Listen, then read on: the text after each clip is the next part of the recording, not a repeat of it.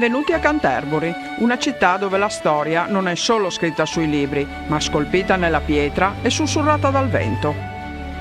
Situata nel cuore del Kent, nel sud-est dell'Inghilterra, è un luogo intriso di fascino, un crocevia di epoche che hanno lasciato un'impronta indelebile.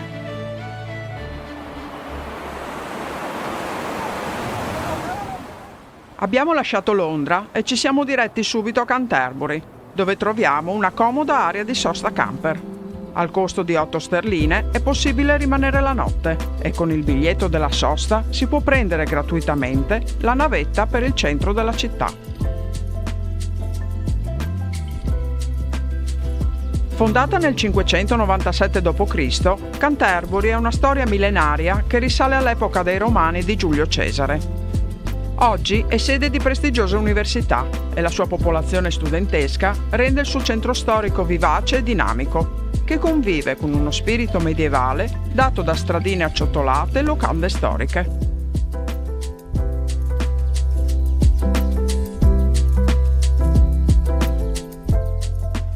Visitare il centro di Canterbury a piedi è il modo migliore per assaporare il suo fascino e scoprire i suoi angoli nascosti. La piazza principale ha ospitato nel Medioevo il mercato del burro, oggi ricordato da un negozio nell'angolo della piazza, dominata da pub, negozietti e casa graticcio. Al centro, una bella colonna con in cima una croce è dedicata alle vittime della guerra. La città è conosciuta in tutto il mondo per la sua cattedrale, il principale luogo di culto della Chiesa d'Inghilterra, alla quale si accede attraverso un passaggio decorato con stemmi reali. Attraversato il cancello si entra nella sede dell'Arcivescovo di Canterbury, importante luogo di pellegrinaggio del Regno Unito. In questo periodo la cattedrale è in ristrutturazione, ma già dall'esterno se ne può percepire la grandiosità. Sorge nel luogo della prima chiesa voluta da Sant'Agostino nel VI secolo ed è tutelata dall'UNESCO come patrimonio dell'umanità.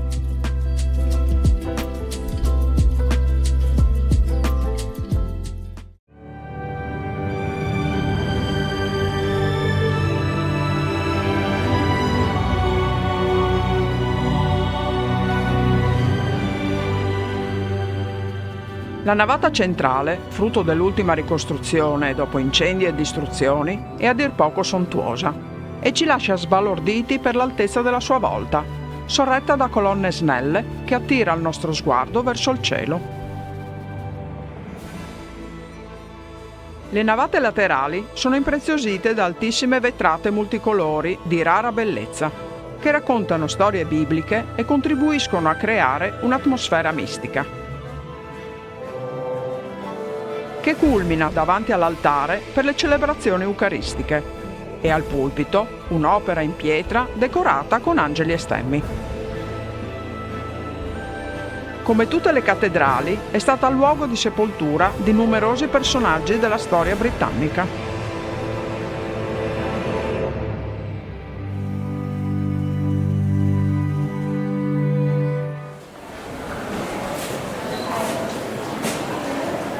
Il chiostro era il cuore del vecchio monastero, dove la comunità di monaci si dedicava alla preghiera, utilizzato fino al 1540, quando Enrico VIII lo fece chiudere per realizzare il suo progetto di riforma.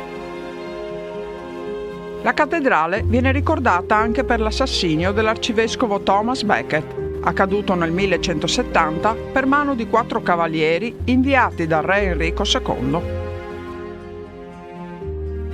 È proprio in questa cripta, che è la parte più antica della cattedrale, un semplice piedistallo indica dove fu sepolto Becket, proclamato santo dopo soli 3 anni. Al santo furono attribuiti numerosi miracoli e da allora migliaia di pellegrini arrivano ogni anno per onorare la sua tomba, che nel 1200 fu trasferita nella Cappella della Trinità esattamente sopra la cripta, dove oggi una candela accesa indica dove la tomba è rimasta fino al 1538, per poi essere distrutta dal re Enrico VIII, che fondò la Chiesa anglicana. Da molti secoli St. Thomas Becket è considerato un martire e la cattedrale il più grande santuario d'Inghilterra. Ma la cattedrale non è solo un luogo di culto, è anche un sito turistico che attira visitatori da tutto il mondo per la sua bellezza e la sua profonda storia.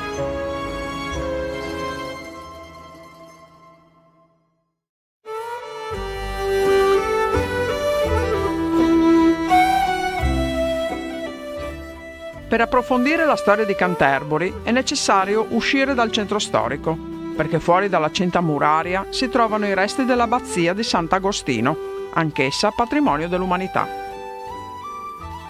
Nel 597 il Papa inviò in Inghilterra un monaco benedettino per convertire i sassoni al cristianesimo. Il monaco Agostino fonda un monastero e più tardi fa costruire una grande cattedrale all'interno della fortificazione. Dopo solo 4 anni, Agostino fu nominato il primo arcivescovo d'Inghilterra e proprio a Canterbury gettò le basi per la futura evangelizzazione cristiana. Dopo aver visitato il museo, possiamo accedere all'esterno con un'audioguida.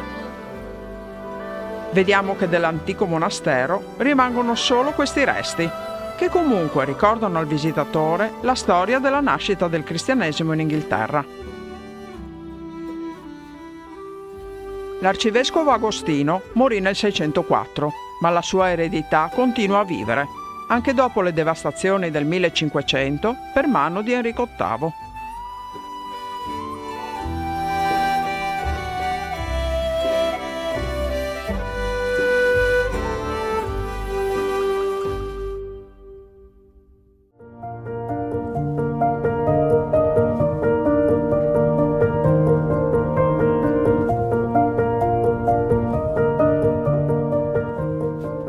La città è un mix di storia e modernità, dove il passato si intreccia con la vita quotidiana. Il fiume Store scorre attraverso il centro di Canterbury, aggiungendo un tocco pittoresco e offrendo piacevoli passeggiate lungo le sue rive. Si possono anche fare rilassanti e romantiche gite in barca sul fiume, con una guida che racconta ai turisti curiosità e leggende di Canterbury.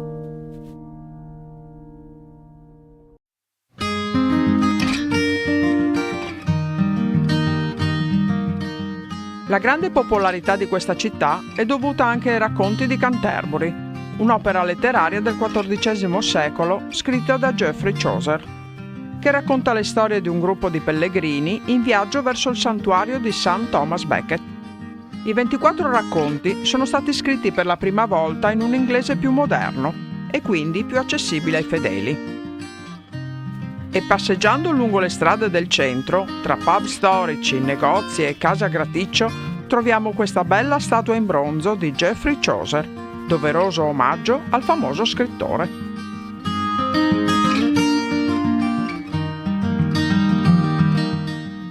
A Canterbury i Romani costruirono le prime fortificazioni difensive, inizialmente solo dei terrapieni e palizzate di legno, sostituite poi da mura più solide in pietra. Nel Medioevo furono poi ricostruite, come le possiamo usare oggi.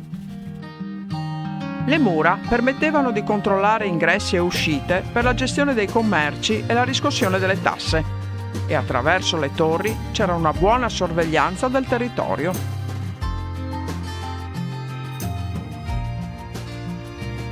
Salendo sul Dane John's Mouth, un ex tumulo funerario romano, si può godere di viste panoramiche sulla città, che ha saputo conservare il suo spirito medievale senza rinunciare alla vivacità di un centro dinamico e accogliente.